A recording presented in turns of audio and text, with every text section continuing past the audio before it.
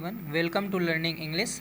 आज हम लोगों के पास ये वायरल मंथली पेपर है जो आपके सितंबर में हो रहा है। जस्ट अभी एग्ज़ाम चल ही रहा होगा।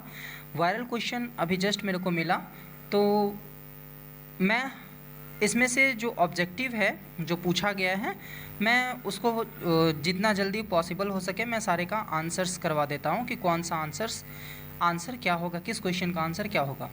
देखिए, हमारा पहला क्वेश्चन है, स्नेक्स आर सीन अमंग खाली स्थान इन माई ग्रैंड मदर्स हाउस। पूछ रहा है आपसे क्वेश्चन कि माई ग्रैंड मदर्स हाउस में जो स्नेक्स है, सांप है, उसको कहाँ देखा गया था।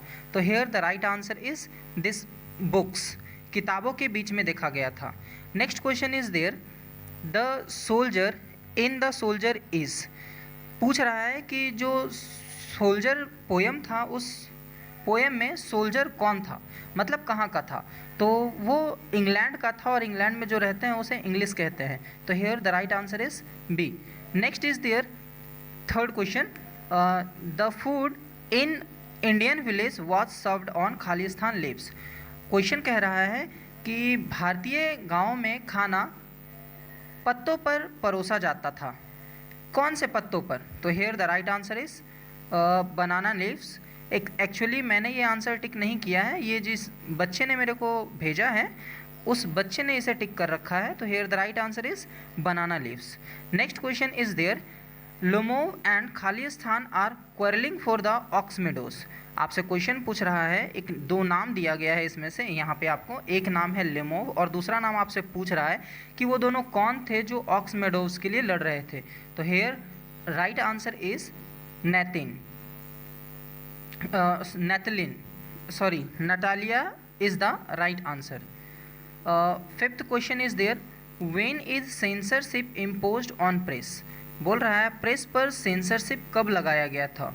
तो here the right answer is during election, here the right answer is during emergency. मैंने उसी का देख करके आपको बता दिया। ये इमरजेंसी के ड्यूरेशन पे जब इमरजेंसी लागू किया गया था, आपातकालीन लागू किया गया था, तब सेंसरशिप इम्पोज किया गया था। तो here the right answer is option number D. Next, moving to next 6 number, women have to observe various customs and traditions during. आपसे क्वेश्चन पूछ रहा है कि औरतों को बहुत सारे परंपराओं से और रीति रिवाजों से गुजरना पड़ता है। कब? खाना बनाने के दौरान, नहाने के दौरान, या एजुकेशन के समय, या प्रेगनेंसी। तो here the right answer is option number D, pregnancy. जब एक औरत प्रेग्नेंट होती है तो उसे बहुत सारे रिचुअल्स और ट्रेडिशन से गुजरना पड़ता है। Seventh number question is there, खालिस्तान die in large numbers in winter.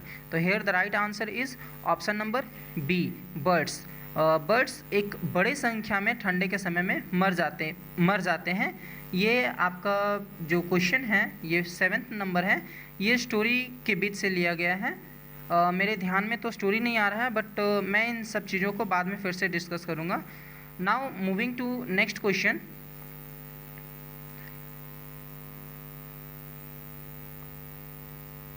Next question is there, see here, Hyperion and Endymion are written by. 8 number question आपसे पूछ रहा है कि हाइपेरियन और इंडेमियन किसने लिखा था। तो here the right answer is option number B, John Keats. ये जॉन किट्स के द्वारा लिखा गया था, तो ऑप्शन बी सही आंसर है।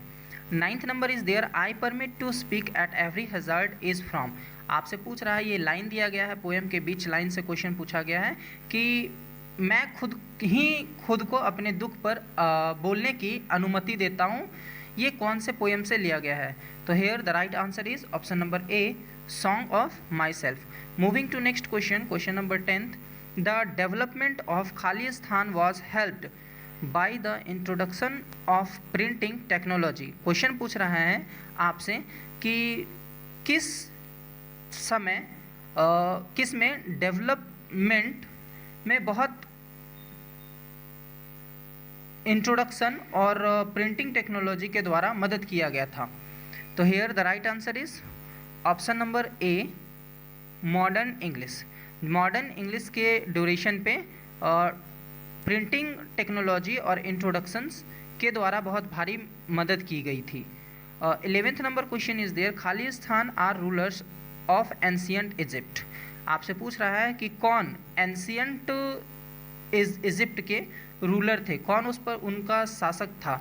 मतलब जैसे हमारा जब भारत गुलाम था, तो भारत गुलाम था अंग्रेजों के द्वारा, अंग्रेज हम पे शासन करते थे। उसी तरह जब एंशियंट इजिप्ट गुलाम था, तो उस पर शासन कौन कर रहा था? तो here the right answer is option number C. Option number C is the right answer, पराओस। Next is there civilisation points out to human beings. देखो यहाँ पर सी बिल्कुल नहीं हो सकता। आपसे पूछ रहा है कि जो हमारा सिविलाइजेशन होता है, सभ्यता होता है, ये ह्यूमन बीइंग के किस तरफ इशा करता है। तो ऑप्शन नंबर बी और ऑप्शन नंबर सी तो बिल्कुल नहीं हो सकता है, क्योंकि ये एनिमिटी बताता है और सिविलिटी हेयर, हाँ ये civility. B, option number B is the right answer, the path of civility. ये जो सिविलाइजेशन होता है वो हमें सभ्य बनाता है। Next question is there 30 number, I have a dream is a speech by. आपसे पूछ रहा है कि आई हैव अ ड्रीम ये किसने लिखा है? तो here the right answer is C here, option number C, Martin Luther. Option number C is the right answer. Moving to next question, question number 14, खाली स्थान फ्रीजेस द एक्टिव हैंड्स। ये poem के बीच लाइन से पूछा गया और आपसे पूछा है कि कौन हमारे जो सक्रिय हाथ होते हैं उसको भी जमा देते हैं। तो here the right answer is option number B, death freezes the active hands. Moving to next question, a snake appears on a throw of the खाली स्थान टू सिप वाटर। पूछ रहा है कि एक सांप किसके यहाँ पानी के नलके पर पानी पीने के लिए प्रकट होता है? तो here the right answer is option number B, poet, कवि के घर पे वो आता है। Next question is there 16, the romantic revival is often associated with. The romantic revival is often associated with, मतलब जो रोमांटिक रिवाइवल होता है वो हमेशा किससे एसोसिएटेड होता है? ऑप्शन यहाँ पर 16 नंबर का सही आंसर है option number B, William Wordsworth. यहाँ सही ऑप्शन है William Wordsworth, option number B. Moving to next question, question number 17, India remains immovable because of her. बोल रहा है इंडिया इमूवेबल रहा क्योंकि वो, उसका रीज़न क्या था, वो किसके कारण इमूवेबल रहा था? तो here the right answer is option number B, glory. Moving to next question, question number 18, बेंजे was advised to keep hens by his. बेंजे को किसके द्वारा एडवाइस किया गया था मुर्गी रखने के लिए? तो here the right answer is option number A, doctor के द्वारा ये एडवाइस किया गया था कि उसे मुर्गी रखना चाहिए। 19 नंबर क्वेश्चन इज देयर, खाली स्थान गॉड अपील्ड सेईबेई। तो सेईबेई पूछ रहा है आपसे कि सेईबेई ज़्यादातर किस तरह के गॉड को प्रीफर करता था? तो option number C is the right answer, symmetrical and event. वो सिमेट्रिकल और इवेंट टाइप के गॉड्स को रखना ज़्यादा पसंद करता था। मूविंग टू नेक्स्ट क्वेश्चन, अच्छा सॉरी, अब आपका ऑब्जेक्टिव क्वेश्चंस ख़त्म हो चुका है। आई थिंक ये 19 तक था, 30 है ना टोटल? हाँ, here it is, see here it is 20 number, a passage to India is written by. आपसे पूछ रहा है आ पैसेज टू इंडिया किसने लिखा है? तो here the right answer is option number C, E.M. Forster. Option number C सही answer है। 21, चूज़ द करेक्ट स्पेलिंग। आपसे करेक्ट स्पेलिंग पूछ रहा है, आपसे पूछ रहा है प्रिपेयर का स्पेलिंग। तो यहाँ प्रिपेयर का सही स्पेलिंग होता है PREPARE। तो option number C is the right answer. Moving to next 22, choose the incorrect sentence. आपको इसमें से गलत आंसर ढूंढना है। अब आप बताइए इसमें से गलत कौन सा है। देखिए यहाँ सब्जेक्ट यूज किया गया है और सब्जेक्ट के साथ सिंगिंग यूज किया गया है, डायरेक्ट बिफोर है, तो ये ए नंबर रॉन्ग है। यहाँ देखिए Radha plays in the evening, सही क्वेश्चन है, बिल्कुल सही लिखा हुआ है। Sunita invited me on to dinner, ये भी सही है। Next, Hari is seeking employment, ये भी सही सेंटेंस है। तो आपके पास गलत सेंटेंस कौन सा मिला? ऑप्शन नंबर ए इसका सही है। The photo frame on the wall, the photo frame खाली स्थान ऑन द वॉल। आपसे पूछ रहा है कि यहाँ फिल इन द ब्लैंक्स में कौन सा सही आएगा।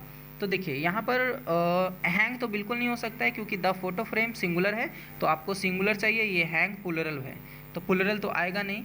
और हैंग का V2 होता है हैंग, हंग होता है, तो आपके पास ये हैंगिंग भी नहीं होगा, डायरेक्ट V4 नहीं हो सकता है। बी ऑप्शन और डी ऑप्शन, इज हंग भी सही है और वाज हंग भी सही है।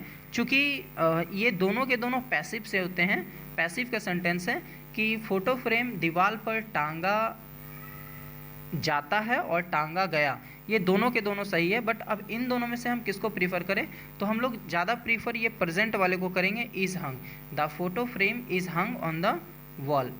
Next is there 24, why don't खाली स्थान गो एंड प्ले आउटसाइड। आप देखिए यहाँ पर आपके साथ डोंट यूज किया गया है, डोंट मतलब प्लुरल, तो आपको यहाँ जो सब्जेक्ट चाहिए वो भी प्लुरल चाहिए। ही सिंगुलर है, सी सिंगुलर है, नहीं हो सकता है ये दोनों। इट भी सिंगुलर है, नहीं हो सकता। आपके पास सिर्फ एक ऑप्शन बचा, ऑप्शन नंबर डी, यू।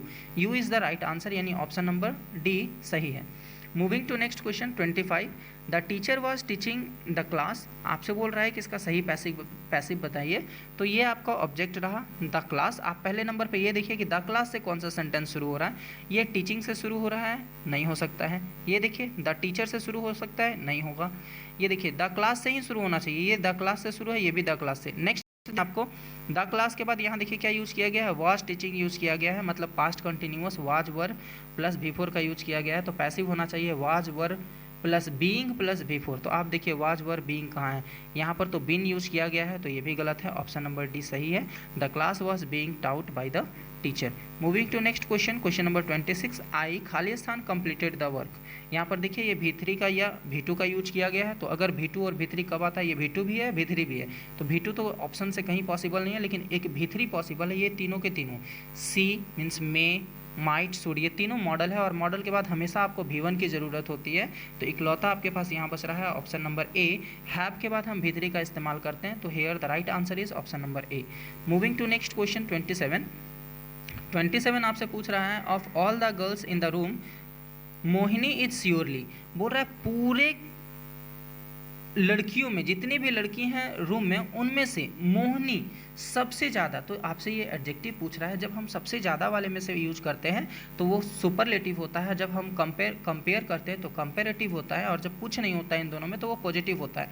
तो यहाँ पर ये सबसे ज़्यादा में से पूछ रहा है, तो सुपरलेटिव चाहिए, और आपके पास superlative degree option number A है, the most beautiful. Of all the girls in the room Mohini is surely the most beautiful. Next is there, why खाली स्थान you come to school yesterday. देखिए आपके पास यहाँ येस्टरडे यूज किया गया है, मतलब आपको समझ जाना चाहिए कि आपको सिंपल पास्ट की ज़रूरत है, मतलब सिंपल पास्ट मतलब V2। या अब V2 में जो एक्सिलरी वर्ब था, या तो subject plus V2 plus object याद रखिए, और अलग से एक्सिलरी वर्ब डिड आता है वो याद रखिए। चूँकि यहाँ पर आपके पास WH वर्ड यूज किया गया है, तो यहाँ पर उसके बाद आपको एक्सिलरी वर्ब चाहिए, और एक्सिलरी वर्ब यहाँ कौन आएगा, उस वाले में डिड आता है, तो here the right answer is option number B is the right answer. See here option number B. Moving to next question, ये इसमें भी सही है, डिडंट सही होगा। Why didn't you come to school yesterday, तुम कल स्कूल क्यों नहीं आए, ये इसका मतलब होगा। और नेक्स्ट देखो 29 पूछ रहा है, आई विश ही खाली स्थान बैक होम। मैं इच्छा करता हूँ, मैं चाहता हूँ कि वह घर वापस आ जाए। तो आपसे यहाँ कुछ एक्सिलरी वर्ब दिया गया है, डायरेक्ट मेन वर्ब नहीं दिया गया है, डायरेक्ट एक्सिलरी वर्ब दिया गया है कि कौन सा पॉसिबल है। तो आप देख लो, ये कुछ इच्छा जता रहा है कि वो वापस आ जाए, तो इसमें से कौन सा सही हो सकता है। आप देखिए यहाँ पर कभी भी जब इच्छा होता है तो आपको अच्छे से पता है कि इच्छा के लिए चाहे सब्जेक्ट जो कुछ भी हो, आपके पास एक्सिलरी वर्ब एक ही होता है, वर होता है। तो आप देख लो क्या ऑप्शन में वर है, आपके पास ऑप्शन में वर नहीं है, तो आपको फिर ये वाज और वर जो दोनों होता है ये V2 होता है, दोनों के दोनों V2 होते हैं, वर्ब का दूसरा रूप। तो आप इसमें से देख लो कि कोई है एक ऐसा जो वर्ब का दूसरा रूप है। तो आप देखो यहाँ पर नोटिस करोगे कि इज V5 है, तो नहीं हो सकता है। हैज़ टू, ये भी नहीं हो सकता है, ये इन्फिनेटिव से लिया गया है, और ये हैज़ भी V5 होता है, नहीं होगा। ये हैव V1 है, ये भी नहीं होगा। ये D option number D had V2 भी होता है और V3 भी होता है, तो यहाँ पर सही ऑप्शन आपके पास डी ऑप्शन होगा, had. I wish he had back home, मेरी इच्छा है कि वह घर वापस आ जाए, या काश वह घर वापस आ जाता, ये भी इसका हिंदी हो सकता है। 30 number is there, smallpox has been eradicated.